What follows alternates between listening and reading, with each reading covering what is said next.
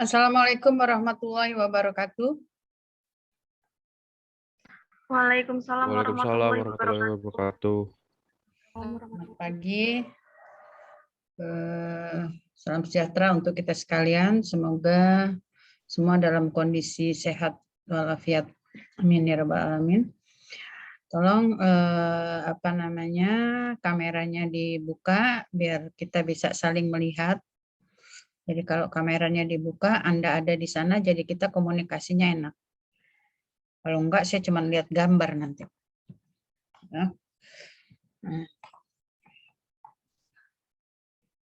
Baik, hari ini Kamis tanggal 2 September 2021 kita mulai kuliah perdana untuk untuk mata kuliah metodologi penulisan dan penelitian hukum ya. Tadi sudah saya coba-coba kutak-atik dengan anak saya membuat Google Meet, tetapi sudah bisa, tapi saya harus harus meng-add satu persatu mahasiswa. Jadi repot rasanya dan nggak mungkin ya, kita kelasnya besar, saya harus meng-add satu persatu, maka ya sudah untuk minggu ini kita pakai Zoom biasa dulu seperti ini. Memang kadang-kadang gitu ya, Zoom itu juga kadang-kadang ada kendala. Sama saja, Zoom juga kadang-kadang ada kendala. Ya memang kendala di IT itu seperti itu. Dia bagus, tapi kadang-kadang kita harus berurusan dengan masalah-masalah teknis sehingga menunda yang lainnya gitu. Karena ya memang sayanya juga tidak terlalu canggih ya, masih belajar juga. Kalau kalian mungkin lebih canggih dari saya belajar ini aja, untung aja ada anak saya ini di rumah yang belum offline sekolahnya, jadi bisa membantu. Nah, baik ya, hari ini Anda bertemu di kelas MPPH. Kalau saya menyingkatnya sering dengan istilah MPPH, tapi mahasiswa saya dengar sering menyingkatnya dengan istilah metopel. Ya. Nah, tidak apa-apa, yang penting kepanjangannya Anda tahu bahwa mata kuliah ini adalah mata kuliah metodologi penelitian dan penulisan hukum. Ya. Diambil nanti oleh Anda sekalian yang memang sudah duduk di semester 5. Ya, pada semester ganjil diambil oleh yang semester 5. Nah, untuk kelas ini, untuk MPPH itu kelasnya paralel ya. Kelasnya paralel banyak. Kemudian yang di kelas ini Anda jumpa dengan saya, ya, dosen pendampingnya Ibu Kingkin Wahyuningdia. Jadi mungkin Anda sudah tahu karena Anda sudah melewati 4 semester. Ya, bagi yang belum kenal ya silahkan nanti dilihat nama lengkapnya siapa, jangan sampai salah. Kemudian posisi saya di hukum perdata itu mengajar apa saja gitu ya. Jadi mahasiswa mesti harus mengenal dosennya. Nah, kalau dosen ingin mengenal sebetulnya secara keseluruhan, cuman daya tampung mengingat mahasiswa satu persatu ini kadang-kadang agak sulit ya. Dosen itu kadang bisa mengingat mahasiswa pertama, kalau ada yang cantik banget, ingat. Ada yang enggak terlalu cantik banget, ingat. Ada yang ganteng banget, ingat. Ada yang nakal dan suka usil, ingat. Ada yang pokoknya kalau dia punya kelebihan-kelebihan atau kekurangan, ya, itu biasanya mudah diingat. Tapi kalau yang biasa-biasa saja, biasanya dosennya sulit mengingat karena kita tidak punya waktu untuk mengabsen satu persatu. Kalau zaman dulu ibu kuliah tuh masih manual mengabsennya, satu dipanggil gitu. Setelah akhir perkuliahan kita memanggil mahasiswa satu persatu, itu ada efek positifnya, dosennya jadi tahu dengan nama-nama mahasiswanya gitu ya. Dosennya jadi agak sedikit hafal dengan nama-nama mahasiswanya. Nah, sekarang semua sudah dilakukan seperti ini, apalagi ini musim pandemi ini 22 tahun ini kita kuliahnya pakai virtual, tambah lagi. Kecuali kalau saya ngintip nih, kalau saya seringnya rajin ngintip, apakah Anda ada atau tidak di lokasi Anda itu gitu. Saya geser, saya lihat gitu ya. Saya lihat ininya. Ini saya lihat ada ini ya, ada siapa ini yang kemarin kewirausahaan ketua kelas saya nih. Marcel ya, ada Marcel ya. Halo Marcel. Kontrak, Bu.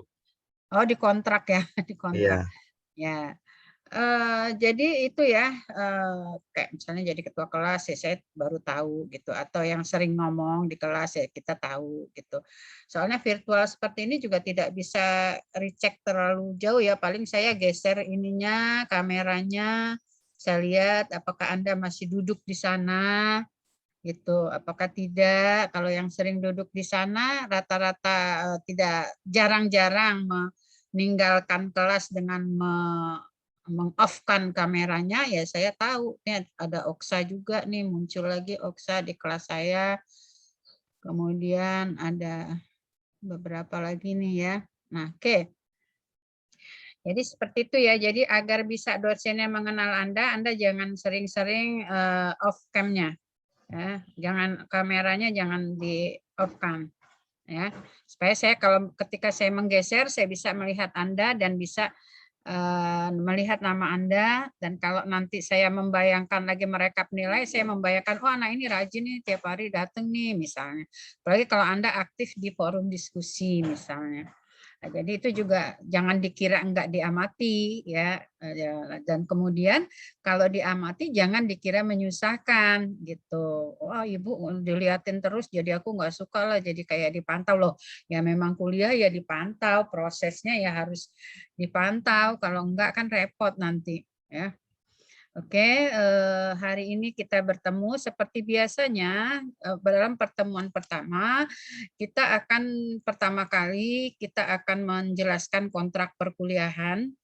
Akan tetapi sebelum itu saya akan meminta dulu kita mensepakati siapa yang akan menjadi ketua kelas di mata kuliah ini agar nanti ada yang menjembatani saya dengan Anda.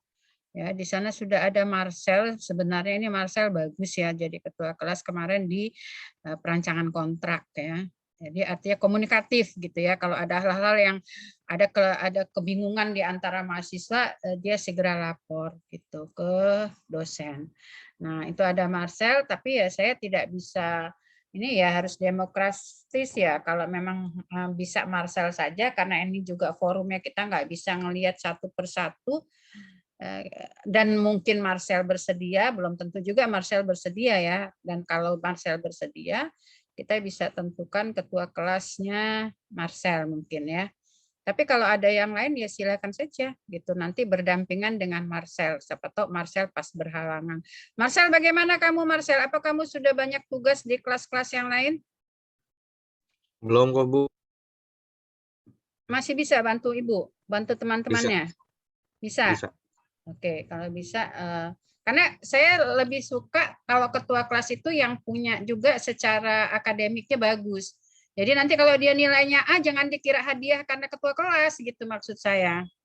Ya, jadi karena memang dia nilai akademiknya bagus gitu. Jadi dia bagus, dia perolehnya memang asli dia mendapatkan sendiri, bukan karena saya kasih ya, bukan nilai hadiah gitu. Nah itu yang jadi saya nanti nggak beban gitu. Jangan nanti dikira karena ketua kelas lalu nilainya bagus, ya enggak juga. Makanya kalau bisa sedapat mungkin ya memang yang prestasi akademiknya lumayan baik. Jadi nanti tidak ada prasangka-prasangka lain-lain dari yang lain juga gitu ya. Karena kita akan berusaha seadil-adilnya ini gitu ya. Jadi harus kita jaga semuanya.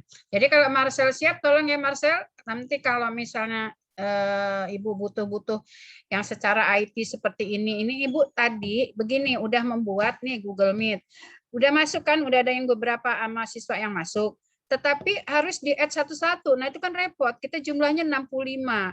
Nah, nanti tolong dipelajari Marcel bagaimana caranya si Google Meet ini supaya plug masuk, ibunya nggak direpotkan dengan harus satu persatu mahasiswa. Nanti coba dipelajari ya. Kalau sudah bisa nanti tolong diberitahu Ibu, dibantu nanti ketika kita akan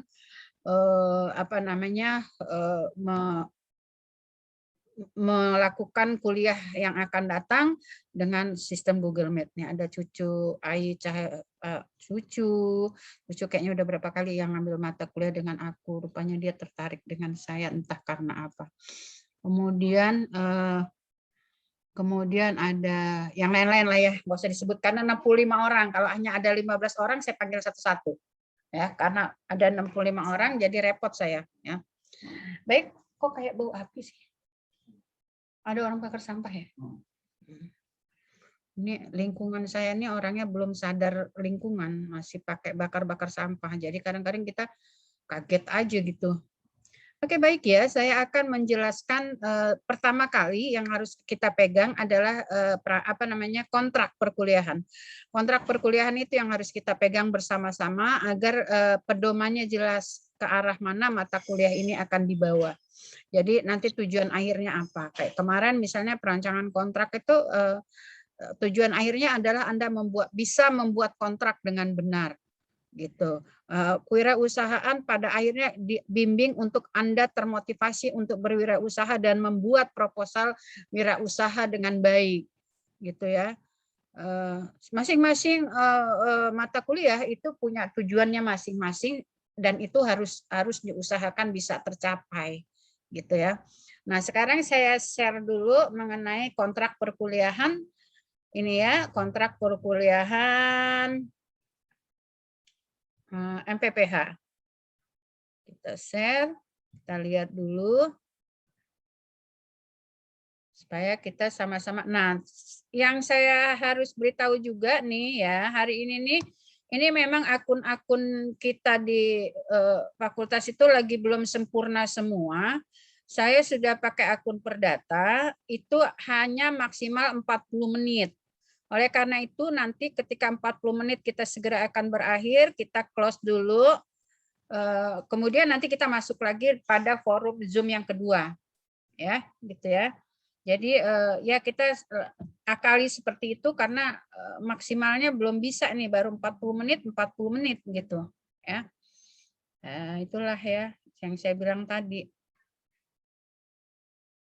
Bukan hanya SDM-nya, tapi memang pirantinya yang lagi katanya expired, lagi didandanin gitu, sehingga belum bisa sewaktunya belum bisa maksimal. Ini mata kuliahnya metodologi penelitian dan penulisan hukum, ya, karena nanti pada akhir studi Anda itu Anda diminta untuk persyaratannya adalah membuat skripsi. Itu dulu, itu yang paling dekat dengan Anda, ya. Lalu nanti dalam mata kuliah ini kita akan menjelajahi, melanglang buana apa sebetulnya penelitian, kemudian apa sebetulnya penelitian hukum, bagaimana metode-metodenya, dan bagaimana menuangkan dalam sebuah penulisan hukum dalam bentuk skripsi. Itu sebetulnya tujuan akhirnya. Makanya nanti kalau sudah mengambil mata kuliah ini, pada akhirnya saya akan, jadi siap-siapkan dari sekarang ya, saya akan meminta kepada Anda sudah bisa mempersiapkan satu proposal yang nanti akan dipersiapkan menjadi skripsi Anda. Terserah Anda mau di bagian hukum apa nanti mengambil minatnya, tapi metodologi itu adalah cara melakukan penelitian. Jadi dosen metodologi tak perlulah harus tahu substansi, gitu ya. Anda boleh bagian HAN, boleh bagian pidana, boleh bagian perdata, silahkan saja. Tapi secara metodologi, ketika Anda melakukan penelitian itu, nanti cara-caranya ada di dalam mata kuliah ini. Ya. Nah, ini kita sama-sama mempelajarinya. Waktu yang disediakan untuk mata kuliah ini adalah 3 SKS. Ya, karena memang nanti ada pembuatan proposal, ada diskusi tentang proposal yang Anda buat, ya. Jadi ini alhamdulillah dapat waktunya yang 3 SKS. Jadi nanti kita punya waktu banyak untuk saling mendiskusikan apa yang ide-ide pemikiran Anda untuk melakukan penulisan skripsi. Kemudian di sini nanti dosennya itu namanya, bagi yang belum pernah kelas saya, itu nama saya. Jangan sampai salah ya, jangan Kinkin ya, namanya Kinkin. Bukan Wahyuningsih tapi Wahyuningdia. Pada umumnya kan Wahyuningsih orang punya nama, saya Wahyuningdia. Kemudian kita lihat kelasnya di Siakadu, kita ini kebagian judul kelasnya kelas C. Ya. Kemudian kita lihat di dalam kontrak itu tentu apa manfaat dari sebuah mata kuliah itu harus diambil oleh mahasiswa, gunanya apa? Manfaatnya apa? Kalau nggak ada gunanya ngapain masuk dalam kurikulum? Gitu ya. Mesti dia ada gunanya, makanya dia masuk dalam kurikulum. Jangan lupa, saya mengingatkan juga, jangan lupa Anda absen di Fiklas ya, takut waktunya keburu habis. Saya menulis sampai 8.30.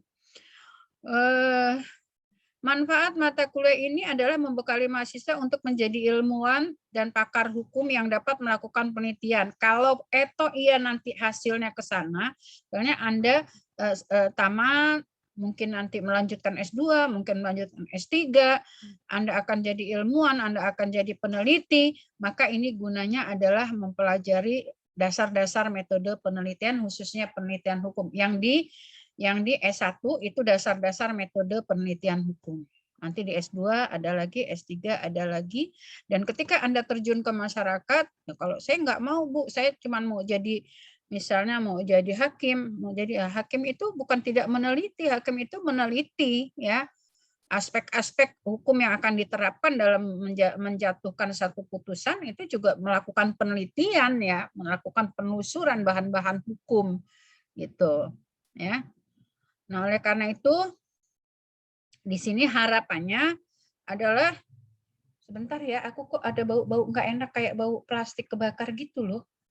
Bentar ya.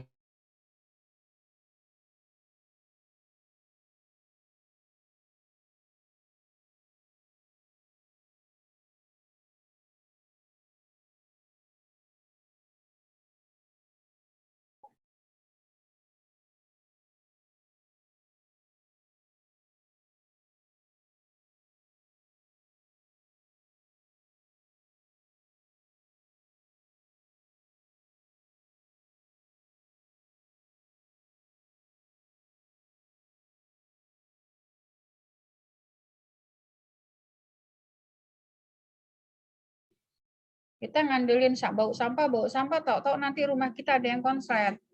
Semua kamar ya dilihat. Nah, balik lagi ya ke sini.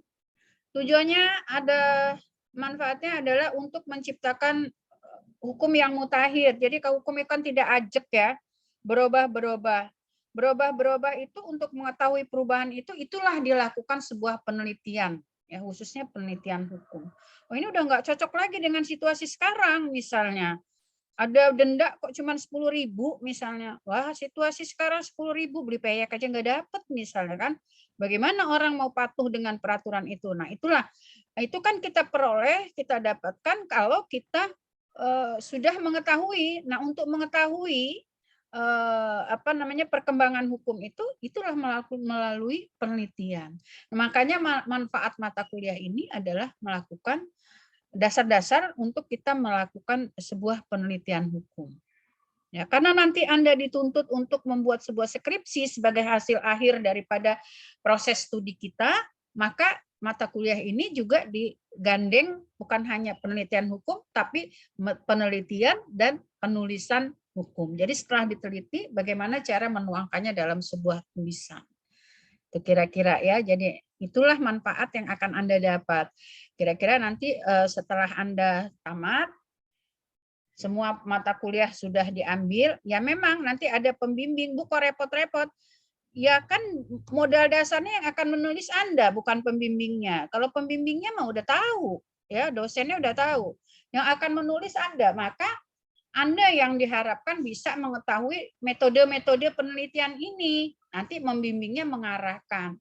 Jadi jangan dikira kalau nulis sebuah penelitian itu, metode penelitian itu bisa di copy paste aja gitu ya. Nah, kita ini kadang-kadang Anda itu kalau bab 3 itu dianggapnya ya sudah, kita copy paste aja punya teman. Nah, itu kan penelitian Anda dengan punya teman Anda kan nggak sama gitu. Ya. Metode itu kan cara. Mau masak tahu goreng dengan mau masak bubur ayam kan beda caranya. Gitu. Nah, kalau copy paste itu yang suka nggak pas. Ya, Anda mengcopy saja tapi Anda nggak tahu itu penelitian yang Anda copy itu penelitiannya apa, pendekatannya apa gitu.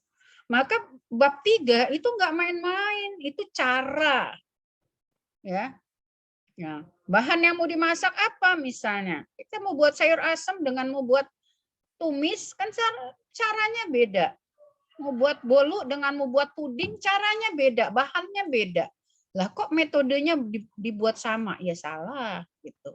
Nah, mata kuliah ini bermaksud untuk membawa Anda bagaimana mempelajari cara-cara melakukan sebuah penelitian, khususnya penelitian hukum.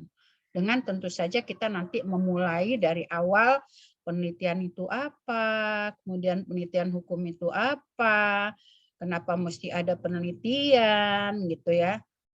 Nah, itu yang kita pelajari nanti sejak langkah pertama dari kuliah ini. Namun hari ini karena tadi kita memang masih trouble tuh masalah waktu untuk nge-Zoom hanya 40 menit. Kalau nanti saya tidak bisa masuk ke dalam pokok bahasan satu, yang jelas saya menyampaikan dulu ini ya, menyampaikan dulu deskripsi kontrak perkuliahan. Ya. Kemudian ini deskripsi mata kuliah bisa kita baca sama-sama. Ini bisa Anda ambil di Fiklas ya. Nanti bisa ambil di Fiklas kontrak perkuliahan ini. Penelitian adalah merupakan kebutuhan utama di kalangan ilmuwan dalam rangka mencari, mengembangkan, dan mempertajam spesialisasi ilmunya. Ya, jadi yang ciri-ciri ilmuwan itu dia pasti akan selalu bertanya dengan permasalahan yang dihadapi. Kenapa ya seperti ini? Kenapa ya kok terjadi seperti ini? Gitu. Jadi tidak berhenti begitu Anda dikasih tahu bahwa hubungan hukum ialah di mata kuliah hukum perdata. Bla bla bla bla bla. Hukum ekonomi dan bisnis ialah hukum yang mempelajari tentang perkembangan hukum yang mengikuti perkembangan ekonomi dan bisnis. Kok gitu ya definisinya? Mengapa begitu? Nah, kalau orang yang anak yang berpikir itu dia kenapa kok begitu isinya gitu. Nah, itulah ciri-ciri katanya ciri-ciri seorang ilmuwan itu selalu ada tanda mengapa. Mengapa kok seperti itu gitu. Setiap kali dia melihat dihadapkan dengan suatu persoalan, dihadapkan dengan satu konsep, dia akan bertanya, "Mengapa kok seperti ini?" gitu. Nah, kemudian kalau itu sudah ada pertanyaan-pertanyaan seperti itu di kepala kita, maka kegiatan penelitian itu menjadi penting untuk dilakukan. Kan jawabannya enggak cuman misalnya Anda lihat nih sekarang nih, banyak investasi yang bodong. Bodong itu tidak sesuai dengan peraturan. Anda kan tanya, kenapa ya kok jadi seperti ini? Mengapa? Nah, untuk menjawab karena begini, itu kan Anda harus melakukan penelitian. Nggak bisa tebak-tebak buah jambu. Ya. Kalau nebak benernya cuma satu. Gitu. Harus benar semuanya aspeknya. Nah itu ya, jadi kalau Anda bertanya, maka pasti Anda ingin melakukan sebuah penelitian. Nah, yang Anda tahu kan ada ilmuwan yang mempertanyakan kenapa buah apel tuh jatuhnya dari atas ke bawah. Tuh siapa tuh ilmuwannya tuh? Kenapa apel jatuhnya dari atas ke bawah? Kok nggak jatuhnya nggak ke atas gitu? Kenapa? Lalu dia mau nyoba lagi dengan yang lain-lainnya. Kenapa kalau yang namanya jatuh itu ke bawah? Maka kita sering ngomong kan, awas jatuh ke bawah, nggak ada jatuh ke atas gitu ya. Itu sudah diteliti, kenapa mesti jatuhnya ke bawah, kok tidak terbang-terbang si buah apel itu gitu. Kalau dia udah matang, udah ini dia jatuh ke bawah dia. Ya. Gitu ya. Awas tuh ada tangga, kalau naik ke atasnya, kalau naik ya ke atas gitu. Nah, pertanyaan jatuh ke bawah itu kan sudah dijawab, ada daya tarik bumi karena dia bisa jatuh ke bawah itu gitu. Ya, kekuatan daya tarik buminya. Nah, itu melalui penelitian, bukan jawaban-jawaban ala-ala ya, melalui penelitian panjang, orangnya pinter, ilmuwan yang diakui sampai sekarang gitu ya. Nah, disitulah penelitian biasanya dilakukan untuk mengetahui, menguji, menganalisis semua gejala, dan mencoba melakukan pemecahan terhadap masalah yang dihadapi. Mencoba mengatasinya itu dengan cara-cara tertentu. Ya, dengan cara tertentu yang sistematis. Nah, cara-cara tertentu yang sistematis itulah yang disebut dengan metode penelitian. Tidak boleh asal-asalan. Maka saya katakan tadi, Anda itu kalau mau membuat proposal, nanti kalau udah selesai, baca buku metodologinya ketika akan membuat bab 3-nya, ketika akan melakukan langkah pembuatan proposal. Jadi Anda tidak copy paste. Ya. Nah, kalau copy paste itu, ya tadi saya contohkan, ibaratnya itu kalau kita mau buat bolu, caranya kan bukan cara membuat puding, bahannya juga beda, gitu ya.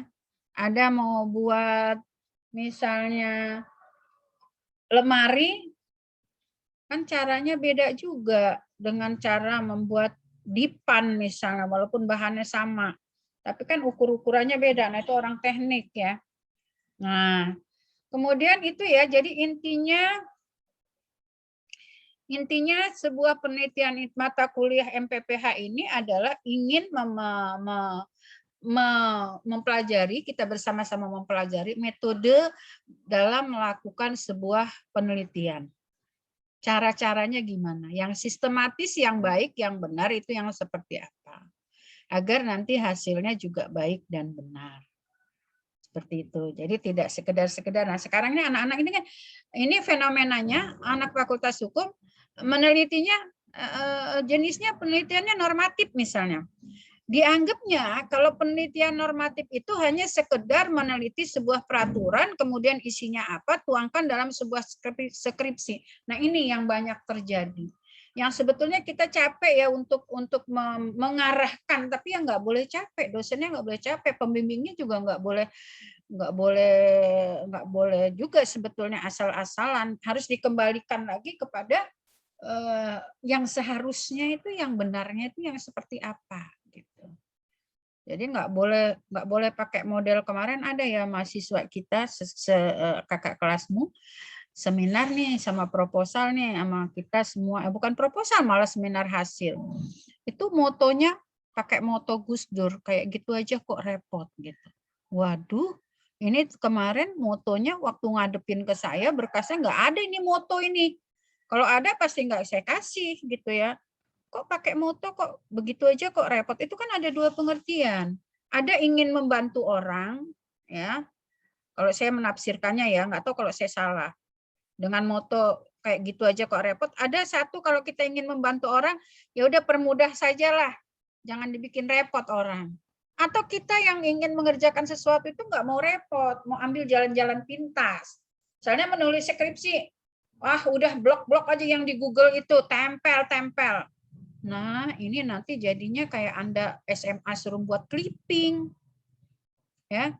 Begitu sampai ke dalam bab 3, sudahlah ini kan banyak nih skripsi, copy paste saja, masukin. Itu namanya begitu aja kok repot, ketemu saya. Waduh, nggak bisa ini gitu. Nggak bisa. Itu ya, jadi bukan ingin merepotkan mahasiswa, tapi ya ingin mendudukan pada persoalan yang seharusnya. Gitu ya, sebaiknya, selayaknya, sepatutnya. Ya, sebuah tulisan karya ilmiah itu tidak boleh seenaknya karena ada metode yang harus diikuti. Itu kan udah diingatkan akan running out. Oke. Nah, nanti kalau dia tiba-tiba hilang kita balik lagi ya. Atau kita ini saja ya, langsung ke yang kedua ya. Kita stop dulu ya nih ya. Kita stop, nanti saya buka untuk Zoom yang kedua. Bentar, ini stop dulu deh. Kita stop dulu. Udah.